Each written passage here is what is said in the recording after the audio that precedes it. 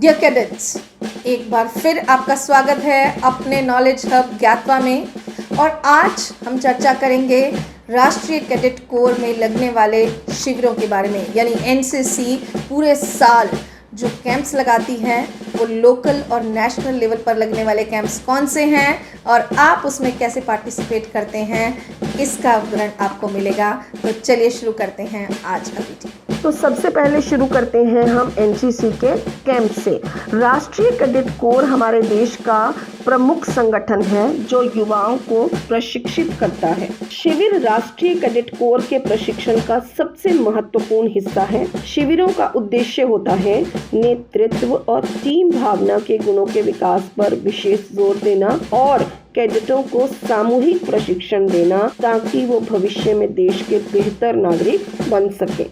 NCC में जो शिविर या कैंप्स लगाए जाते हैं उनको निम्नलिखित भागों में विभाजित किया जा सकता है। पहला, जो बेसिक कैंप्स होते हैं वो होते हैं वार्षिक प्रशिक्षण शिविर एटीसी यानी एनुअल ट्रेनिंग कैंप, और संयुक्त वार्षिक प्रशिक्षण शिविर यानी कंबाइंड एनुअल ट्रेनिंग कैंप।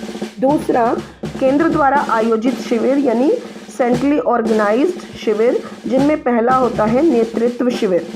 नेतृत्व शिविर यानी लीडरशिप कैंप्स, इसके साथ साथ थल सैनिक कैंप, नौ सैनिक कैंप और वायु सैनिक कैंप। गणतंत्र दिवस शिविर यानी रिपब्लिक डे कैंप्स, एक भारत श्रेष्ठ Bharat camp, SSB selection camps, rock climbing camps और अखिल भारतीय ट्रैकिंग कैंप्स यानी ऑल इंडिया ट्रैकिंग कैंप्स।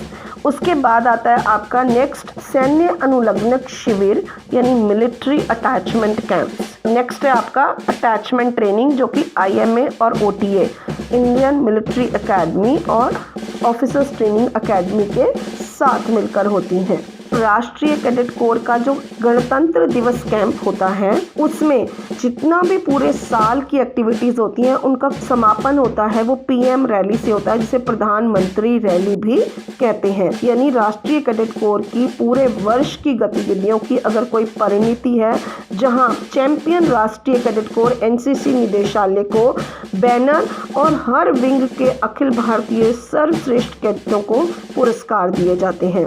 अगला आपका है राष्ट्रीय कैडेट कोर के सम्मान और पुरस्कार, यानी कौन कौन से अवार्ड्स और ऑनर्स दिए जाते हैं। पहला है रक्षा मंत्री पदक जो कि 2 होते हैं और इसमें कैश प्राइज यानी नगद इनाम 30,000 रुपया पर कैडेट होता है।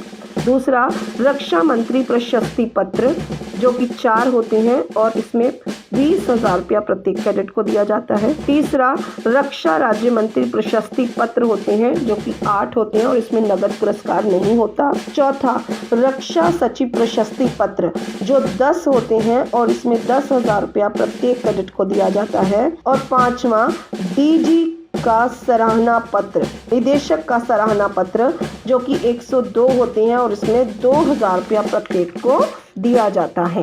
डियर कैडेट्स, यदि आप एनसीसी की पूरी नॉलेज लेना चाहते हैं, आप जुड़े रहिए एनसीसी के अपने नॉलेज हब ज्ञातवा के साथ। इसके साथ ही यदि आप एनसीसी की कोई एक्सरसाइजेस करना चाहते हैं या प्रश्नोत्तर करना चाहते हैं तो आप आज ही डाउनलोड करें ज्ञातवा ऐप।